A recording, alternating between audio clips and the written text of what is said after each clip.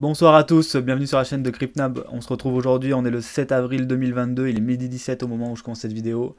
Comme d'habitude, on met un like, un petit commentaire, on va sur Twitter en follow pour avoir les updates. Et surtout, ben voilà, on fait des critiques constructives, que ça vous ait plu ou que ça vous ait moins plu le sujet du jour ou la façon de présenter.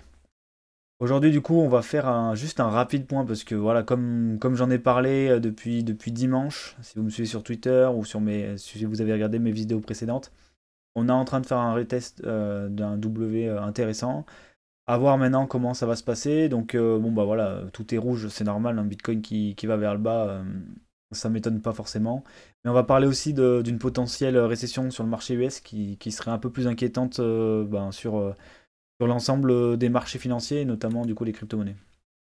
Euh, du coup, bah, comme vous l'avez vu depuis plusieurs jours, je vous en ai parlé dimanche, je vous en ai parlé le mardi, un retest de la zone verte semblait logique après une montée comme ça. Bon bah voilà, on l'a eu hier. Moi je m'attendais même à la petite touchette à 42 500, elle n'a pas eu lieu. Après, en aucun cas, il y a écrit que voilà, là on a un M daily qui est ce qu'il est. En plus, il a breaké la MA200, le MA200. Ce qui est cool, c'est qu'on voit que les capitaux continuent à rentrer sur l'OBV. Ouais, quoi qu'on a, ouais, on n'a pas vraiment un M, on a un espèce de truc bizarre sur l'OBV. Donc c'est à voir. Pour l'instant, je vois pas tant d'actifs, de sortie des actifs que ça pour l'instant. Moi, ce qui m'inquiète plus, c'est que en termes d'order flow, si vous regardez bien ici, on était en pourcentage de long inférieur à 50%, donc il y avait plus de short en position que de long, et on était à un prix supérieur.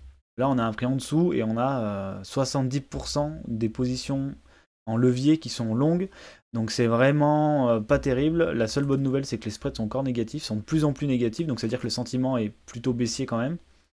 Mais moi, tant que je vois pas. Tant que je vois. En fait, dans l'idéal, ce que moi je voudrais voir, c'est un truc qui pump comme ça là. Donc ça veut dire que. Oula, d'accord. Donc ça veut dire que ici, on est une augmentation des positions, d'accord, avec un ratio long qui descend et un funding qui descend. Ok. Donc c'est typiquement ce qu'on a eu ici. Vous voyez ici, grande augmentation des positions, un funding négatif, les shorts, donc un ratio long qui chute. Et ensuite, hop, on est venu liquider tous les shorters, donc un beau mouvement aussi. Pour l'instant, c'est pas ce qu'on a. Et à première vue, on est plutôt dans l'optique de buy the dip. Euh, pour compléter à ça, ce qu'on peut regarder aussi, c'est la partie open interest des altcoins. Parce que pourquoi le Bitcoin il fait un mouvement comme ça? Parce que les gens ils sont venus mettre du levier sur les altcoins. Donc comme ils sont venus mettre du levier en long sur les alts, et ben pour les punir, c'est hyper facile de faire drop le Bitcoin. Parce que lorsque le Bitcoin drop, ben, l'ensemble du marché drop et souvent encore plus. Ce qu'on peut faire, c'est que là, on va faire afficher le funding rate. On va regarder si on peut faire afficher aussi les liquidations. Je pense que je vais pouvoir le faire. Ok. Et ce qu'on va faire, c'est qu'on va enlever, on va garder le prix du Bitcoin en haut, mais là, ce qu'on va afficher, c'est le prix des altcoins sans Bitcoin du coup, logiquement, et ni ETH. Ok. Et en fait, on va regarder rapidement. Là, on est en 1 heure. Là, ce qu'on voit, c'est que vous voyez ici, funding positif, positif. Il y avait des ouvertures de position dans les altcoins dans tous les sens. Les mecs, ils se sont dit, ah ouais, Bitcoin, il est chaud, et ben on met tout en long dans les alts. Et ça a fait quoi? Ça a fait que on a eu un énorme drop derrière. Et du coup, on a éclaté ceux qui ont continué. Sauf que, qu'est-ce qui s'est passé? Le Bitcoin, il est remonté. Les gens, ils ont recommencé. Ils ont recommencé, ils ont recommencé. On voit bien le funding qui est positif. Là, il n'y a pas de problème. Et là, il se passe quoi? Eh ben, on vous éclate. Et là, on voit des sommets de liquidation sur les altcoins. Vous voyez, ce mouvement, il est dû parce que les altcoins, il y avait du levier. Et du coup, les gens, ils sont fait éclater sur les alts grâce au BTC, quoi. Enfin, ou à cause du BTC, ça dépend la position. En fait, voilà, c'est un mouvement qui est guidé à fond par le fait que les gens se sont dit on va mettre du levier sur les altcoins. Et là, le problème, c'est que qu'est-ce qui se passe à court terme? Donc là, on a pas mal liquidé. Il y a des gens qui ont perdu pas mal de pognon. Là, on commence à stagner au niveau du Bitcoin. Ils font quoi les gens? Ils recommencent. Ils remettent du levier sur les alts. Donc voilà, le problème c'est que potentiellement la correction elle n'est pas finie à cause de ces leviers sur les altcoins. On peut prendre, je sais pas, on va prendre un altcoin qui a pris un peu. Peut-être VET, ouais. Bon, VET il rebondit un petit peu aujourd'hui, mais parce que là ils sont un peu tous en train de faire le wake-off check.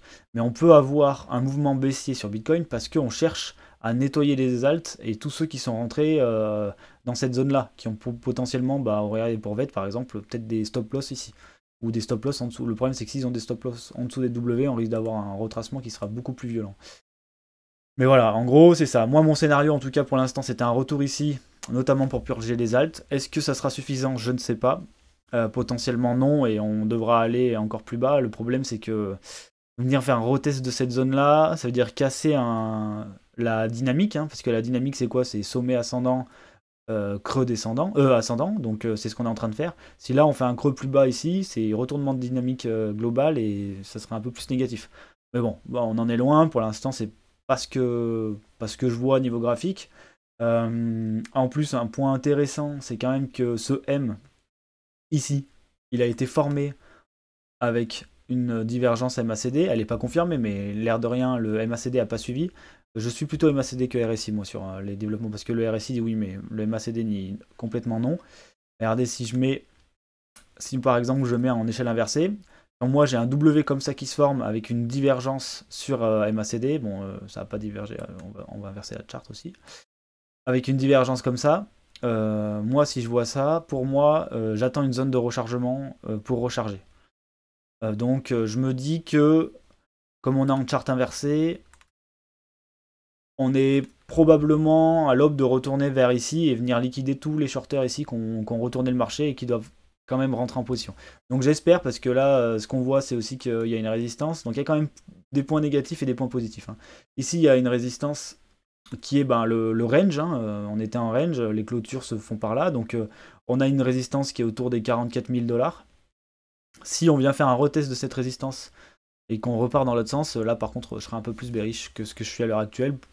Et parce qu'à l'heure actuelle, voilà, je me dis c'est une bonne opportunité pour certains altcoins pour si on avait raté ces opportunités. Le gros point négatif, il n'est pas sur les marchés des cryptos, pour moi il est sur le marché tradi, parce que le marché traditionnel il nous montre un M, donc ici on a un M daily confirmé en zone de rechargement de short, d'accord. Suite à cassure de trendline, on fait un M. Donc le problème c'est que si on casse ça là, les 41 les 4114 points, donc déjà la target de ce grand M, qui sera un M weekly, hein, ça serait les 50% de gain à peu près, les 3000, et ça c'est une récession du marché, hein. On a les taux qui sont en train de remonter plus vite que ce qui est prévu, donc c'est pour ça que les gens sont... On va dire que les gens qui gèrent le marché, qui sont sur le marché, ont tendance à sortir. Pour l'instant, on est proche d'une récession. Il faudrait vraiment voir une dynamique haussière et une cassure de ce sommet aux 4818 points pour être sûr qu'on ne va pas venir se manger un paquet, hein, parce que ici, de ici à là, on est sur un moins 25% sur les marchés tradis. Ça voudrait dire que, sauf si exception, hein, on ne sait jamais, ça voudrait dire que le Bitcoin va prendre tarif, quoi. En gros, c'est ce que ça veut dire. Donc, c'est pas ce qu'on espère, c'est pas ce qu'on souhaite, quand on souhaite gagner un peu de rond, quoi. Mais bon, pour l'instant, c'est ce vers quoi on mène côté traditionnel. Donc, j'aimerais bien voir un retournement positif côté SP500.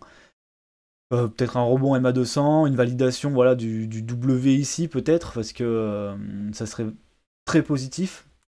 Mais en attendant, c'est pas ce qu'on voit. Donc j'attendrai une confirmation côté SP500 quand même pour être sûr que la crypto pourrait continuer sa dynamique, le Bitcoin continue sa dynamique haussière. C'est ce que j'espère. J'ai toujours mes targets de toute façon autour des 57 000, 60 000. Comme je vous l'ai dit, tant qu'on fait pas une cassure du plus bas ici, je peux rester positif. Après, faudra quand même faire attention aux wallets assez rapidement, être assez réactif si on commence à voir des drawdowns, parce qu'on le voit, les drawdowns ils sont en général assez violents sur les cryptos. Et s'il y a des gros mouvements baissiers sur les marchés tradis, on va avoir des gros mouvements baissiers sur le marché crypto. Et vous savez, un Bitcoin qui fait moins 10, c'est des altcoins qui font moins 20. On l'a vu hier. Bon, voilà, c'est tout vert, ça fait genre c'est tout beau, mais en réalité, voilà. Les mouvements d'hier ont fait que la plupart des altcoins ont pris tarif. Il y en a 2-3 qui font exception, mais bon, c'est pas le cas de la généralité. En tout cas, je vous laisse là. On se retrouve dimanche. On va voir comment les marchés US réagissent cet après-midi et puis demain. Après, c'est le week-end, donc c'est un peu plus calme. Et on est plutôt guidé par les liquidations. Donc on se retrouve dimanche. J'espère pouvoir sortir une vidéo de présentation du projet, comme j'en ai parlé précédemment, samedi. Mais ça dépend de si j'aurai le temps. En tout cas, je vous laisse passer une belle journée. On se retrouve dimanche. Faites attention à vos wallets. Et peut-être qu'il faut buy the dip, peut-être pas. Je vous laisse faire vos choix, les gars. Allez, passez une bonne journée. A plus.